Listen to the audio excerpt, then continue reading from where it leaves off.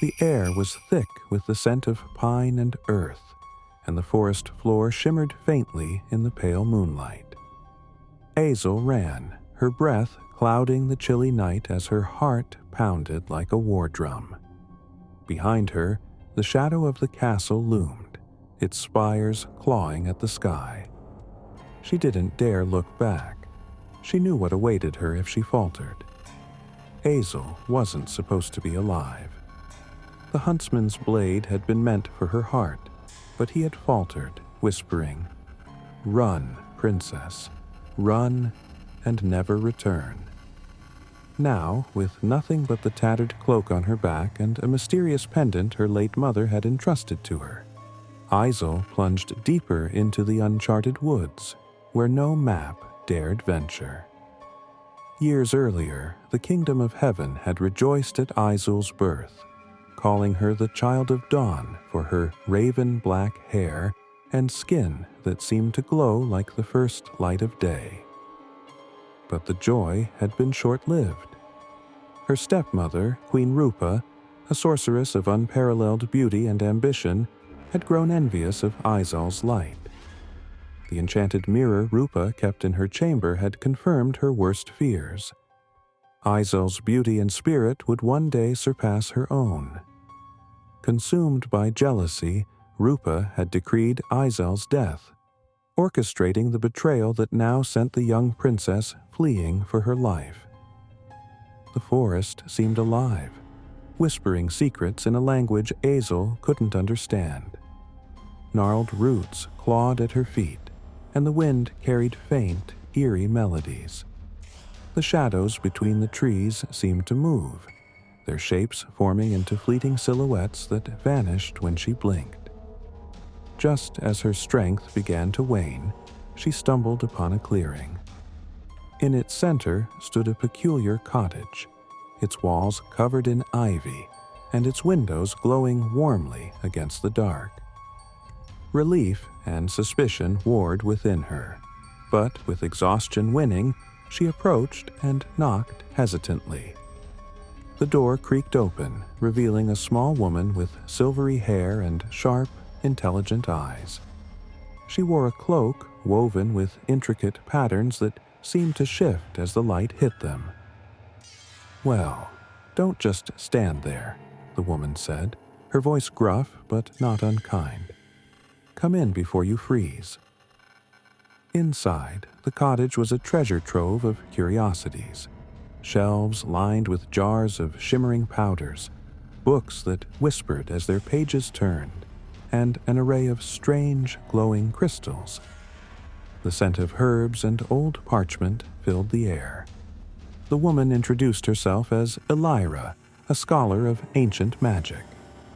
Ayzel's story spilled out in a rush, and Elira listened without interruption, her expression unreadable.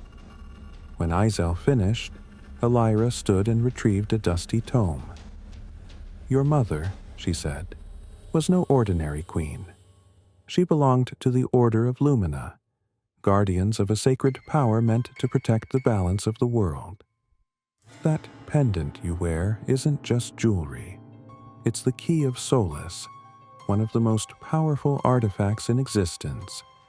And it's why Rupa wants you dead." Ayzel's hand flew to the pendant, its golden surface warm against her skin. "Why me?" she whispered. "I don't even know how to use it." Elira's eyes softened. "You'll learn. But first, you need allies. The Order is gone, but their legacy remains. There are others who oppose Rupa's tyranny. Together, you might stand a chance." Over the following days, Elira taught Ayzel the basics of magic, showing her how to channel the pendant's energy. It was grueling work, but Ayzel's determination burned brighter than her fatigue. Slowly, she began to unlock the pendant's secrets, its golden light growing stronger with each passing day. Elira's lessons extended beyond magic. She taught Ayzel about the history of heaven, the myths of the Lumina, and the subtle art of reading people's intentions.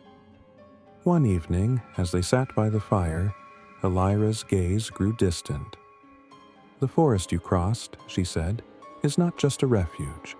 It's alive, watching, protecting. It allowed you to pass because it sees the light within you. Remember that, Ayzel.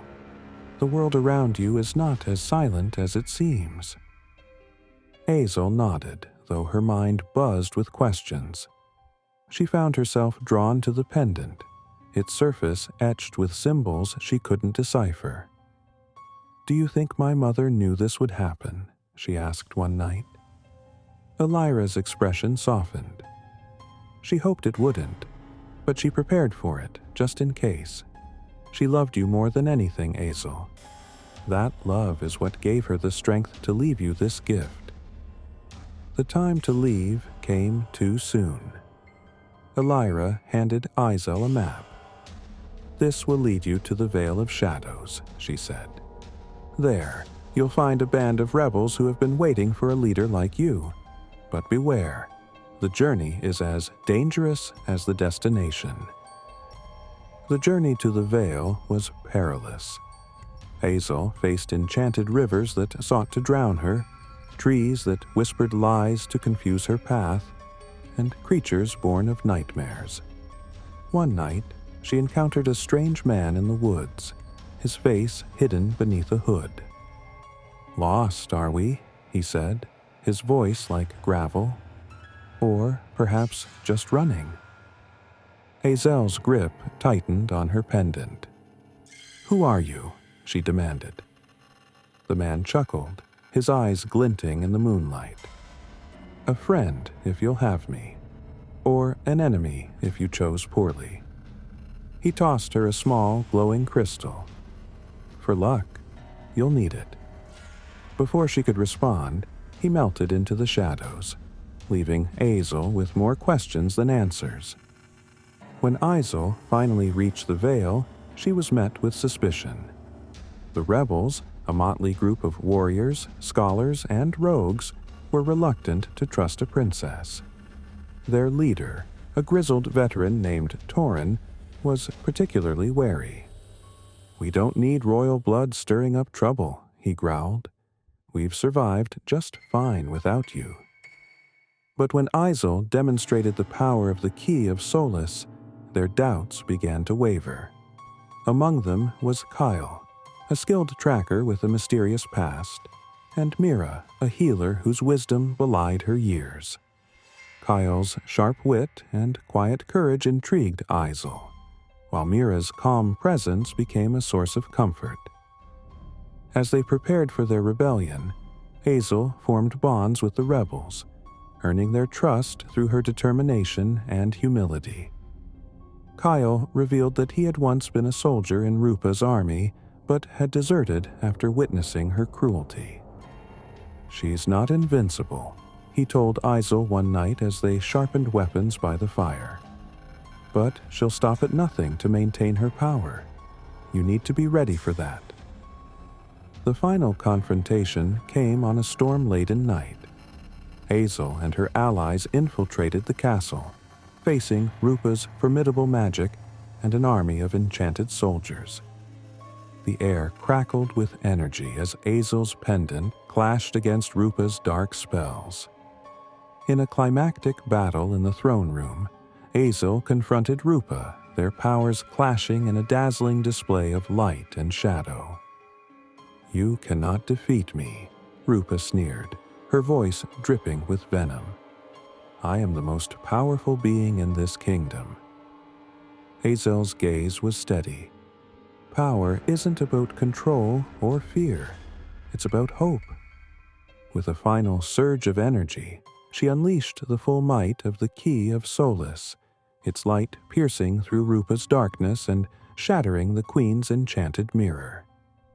The light filled the room, cleansing it of Rupa's malevolence. As Rupa's power crumbled, the castle began to shake.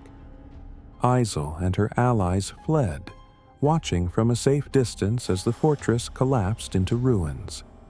The dawn that followed was the brightest heaven had seen in years, a promise of renewal and peace. In the days that followed, Ayzel was crowned queen, her reign marked by compassion and courage. Though the scars of her journey remained, they were a testament to her strength and the light she carried within. She maintained close ties with the rebels, ensuring their voices were heard in rebuilding the kingdom. And so, the Child of Dawn fulfilled her destiny, proving that even in the darkest of times, the light of hope could prevail. If tales are your thing, you know what to do. Smash like, subscribe to the Multi-Tale, and let's keep the story going. Catch you in the next one.